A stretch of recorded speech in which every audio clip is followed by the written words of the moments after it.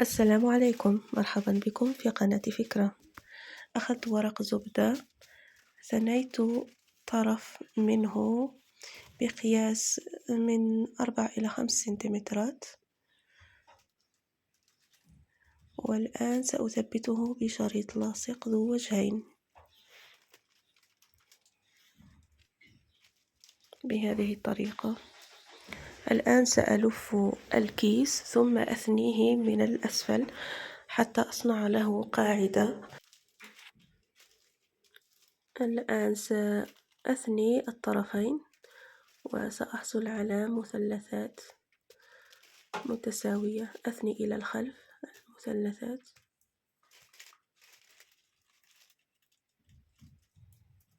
وأفتحها مجددا، والآن سأشكل القاعدة. بالنسبة لتثبيت ورق الزبدة، أنا اعتمدت على الشريط اللاصق ذو الوجهين لأنه يثبت بشكل جيد هذا النوع من الورق. استخدمت سابقا الشريط اللاصق العادي لكنني لم أنجح. الآن نضع القليل من ورق من الشريط اللاصق ذو الوجهين في الأسفل ونثبت. سأثني هذا الجزء بهذه الطريقة، وسأحاول أن أصنع طيات بنفس القياس.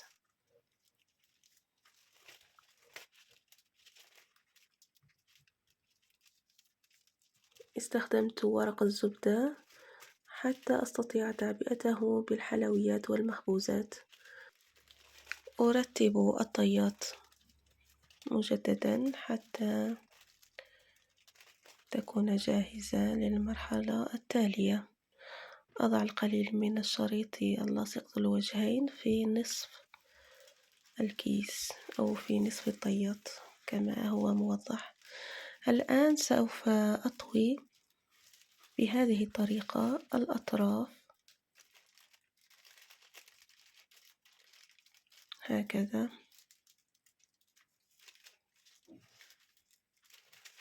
والآن سنأخذ قطعة من الورق المقوى أو الكرتون تكون بقياس حجم قاعدة الكيس.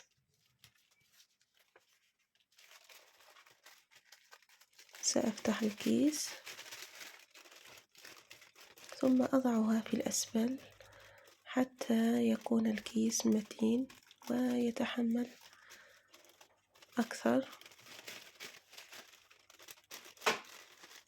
وأيضا سوف يحافظ على شكل القاعدة.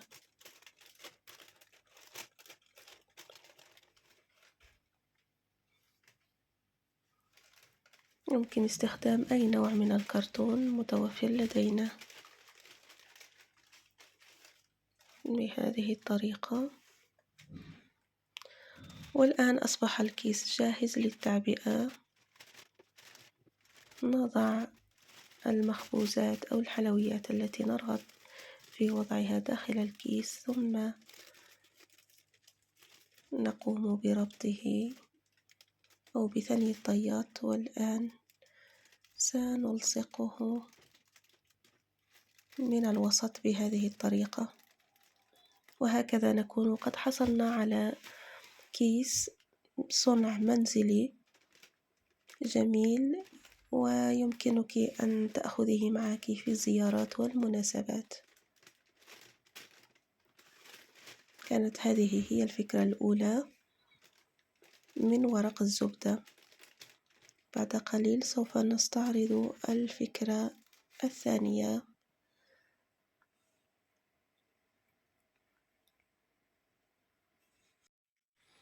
نتمنى أن تكونوا قد استفدتم من الفكرة، وإن أعجبتكم لا تبخلوا عنا بالتعليقات وأيضا ضغط زر الإعجاب. إذا كنت لم تشترك حتى هذه اللحظة ندعوك للاشتراك في القناة. الآن سنمر إلى الفكرة الثانية. أخذنا ورق زبدة، ثنيناه على 3 ثم مجددا على 3. الآن سنفصل الأوراق عن بعضها ونكرر العملية بضع مرات. الآن سنثني كل ورقة على 2 ثم على 2 من الجهة المخالفة. نكرر العملية حتى ننهي كل الأوراق التي كنا قد قصصناها. أحضرت قالب كاب كيك وكأس بنفس قاعدة قالب الكاب كيك، ونضع الورقة هكذا، ثم نقوم بثني الطيات بهذه الطريقة. نأخذ كأس بنفس قياس الكأس الأولى ونحاول تثبيت الشكل عن طريق تمرير الكأسين بالطريقة التي عرضناها. سأحاول أن أصنع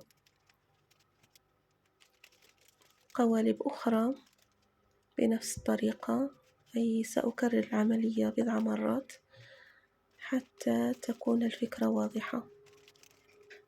يمكننا أن نصنع كمية كبيرة من هذه القوالب ونحتفظ بها بين كأسين كهاتين الكأسين، أي عندما نتمم كل القوالب نضعها في بعضها ثم نحتفظ بها بين الكأسين، وهكذا يصبح شكلها ثابتا أكثر. في نهاية هذا التسجيل سأعرض لكم مقطع صورت فيه القوالب وأنا أعبئها بالكاب كيك. هذه هي القوالب، كنت قد صنعتها واحتفظت بها حتى وقت استعمالها. لاحظ كيف أنها ثابتة أكثر ومتناسقة. نعبئها بكل سهولة ونزينها ونقدمها بطريقتنا الخاصة. القوالب تعطي منظرا جميلا جدا ومختلفا عن القوالب الاعتيادية. نشكركم إذا كنتم تتابعوننا حتى هذه اللحظة، وإلى اللقاء في فكرة أخرى.